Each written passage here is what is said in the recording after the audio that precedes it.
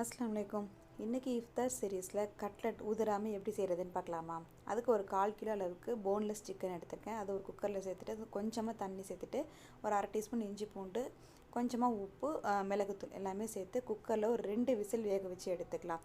வேக வச்சு எடுத்த உடனேயே தண்ணி வந்து வடிச்சிடணும். தண்ணி அப்படியே வச்சுட்டோம் அப்படின்னா சிக்கன் கொஞ்சம் தண்ணி உறிஞ்ச ஆரம்பிச்சிடும். இந்த ஸ்டாக்கை வந்து நம்ம வேறு ஏதாவது கஞ்சிலாம் வைக்கணும் அப்படின்னா யூஸ் பண்ணிக்கலாம். இப்போ சிக்கனை வந்து நல்லா ஸ்ட்ரெட் பண்ணி எடுத்து வச்சுக்கலாம். இப்போ வந்து ஒரு கடாயில் கொஞ்சமாக எண்ணெய் சேர்த்துட்டு ஒரு 2 பெரிய வெங்காயம் பொடியை கட் பண்ணி வச்சுருக்கேன். அதை வந்து கொஞ்சம் கலர் டிரான்ஸ்பரண்ட்டாக வர வரைக்கும் வதக்கிட்டு அதுக்கப்புறம் 1/2 டீஸ்பூன் மஞ்சள் தூள், சிக்கன் மசாலா பவுடர் நம்ம ஹோம்மேடாக வீட்டிலே ரெடி பண்ணது தான். ஸோ அதை வந்து சேர்த்துருக்கேன். அதை நம்ம காரத்துக்கு அந்த மாதிரி சேர்த்துக்கலாம். நீங்கள் வந்து உங்கள் சிக்கன் 65 பவுடர் இருக்குது அப்படின்னா அது கூட சேர்த்துக்கலாம்.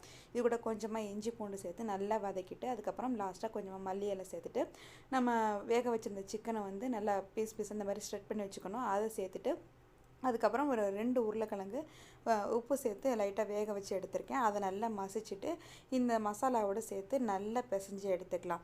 கொஞ்சம் கூட தண்ணியே இருக்கக்கூடாது, அந்தளவுக்கு நல்லா பிசைஞ்சிக்கலாம். கொஞ்சம் உங்களுக்கு ஏதாவது கொஞ்சம் தண்ணியாக இருக்க மாதிரி தெரியுது அப்படின்னா நீங்கள் கொஞ்சமாக ப்ரெட் க்ரம்ஸ் சேர்த்துக்கோங்க, அப்போ கரெக்டாகிடும். லாஸ்ட்டாக தேவைப்பட்டால் நீங்கள் சாட் மசாலா சேர்த்துக்கலாம். அப்படி இல்லைன்னா ஒரு 1/2 லெமன் சேர்த்து புளிஞ்சிட்டு நல்லா பிசைஞ்சு வச்சுருங்க. இப்போ வந்து ஒரே லெவலாக இருக்க மாதிரி பால் போட்டு ஃபஸ்ட் நான் எடுத்துக்கிறேன். பால் போட்டதுக்கப்புறம் அதை வந்து நம்ம கட்லெட்டாக ஷேப் பண்ண ஆரம்பிச்சிடலாம். உங்களுக்கு தேவைப்பட்டால் சீஸ் கூட நீங்கள் ஸ்டஃப் பண்ணிக்கலாம். நான் வந்து மொசரல்லா சீஸ் தான் இன்றைக்கி எடுத்திருக்கேன். அதை வந்து ஒரு கொஞ்சமாக உள்ளே ஸ்டஃப் பண்ணிவிட்டு அதை வந்து நம்ம பேட்டிஸ் மாதிரி ரெடி பண்ணிக்கலாம். ரொம்ப வந்து தின்னாக வந்து செஞ்சிடக்கூடாது. கட்லெட் அப்படின்னா கொஞ்சம் கனமாக இருக்கணும். அப்போ தான் நம்ம சாப்பிட்றதுக்கு வெளியில் கிறிஸ்பியாகவும் உள்ளே நல்லா சாஃப்டாகவும் இருக்கும். இந்த கட்லெட்ஸ் வந்து நீங்கள் செஞ்சு வச்சுட்டு ஃப்ரீசரில் கூட நீங்கள் ஃப்ரோசன் பண்ணி வச்சுக்கலாம். ஒரு 2 தடவை யூஸ் பண்ணுற மாதிரி. நான் அந்த மாதிரி தான் இன்றைக்கி பிளான் பண்ணியிருக்கேன். ஸோ 2 ஷிஃப்ட்டாக வந்து நான் போட்டு எடுத்துக்கலாம் அப்படிங்கிற மாதிரி. இப்போ நம்ம எடுத்து வச்சுருக்க பேட்டிஸ் எல்லாத்தையுமே முட்டையில் ஒரு தடவை வந்து டிப் பண்ணிவிட்டு அதுக்கப்புறம் ப்ரெட் க்ரம்ஸில் வந்து டிப் பண்ணிக்கலாம். இதை நம்ம கை போட்டு செய்யாமல் இந்த மாதிரி ஸ்பூன் வச்சு செஞ்சுட்டு இன்னொரு கையில் இந்த மாதிரி ப்ரெட் க்ரம்ஸ் வச்சு செய்கிறோம் அப்படின்னா நமக்கு ரொம்ப ஈரம் படாமல் பேட்டிஸ் வந்து உங்களுக்கு நல்லா க்ளீனாக இருக்கும். இதை வந்து நான் 2 பேட்சாக போட்டு எடுத்திருக்கேன். முடிஞ்ச அளவுக்கு ப்ரெட் க்ரம்ஸை வந்து லைட்டாக தட்டி விட்டு எடுத்துக்கோங்க. அப்போ தான் வந்து எண்ணெயிலையுமே உங்களுக்கு ரொம்ப உதிராமல் இருக்கும்.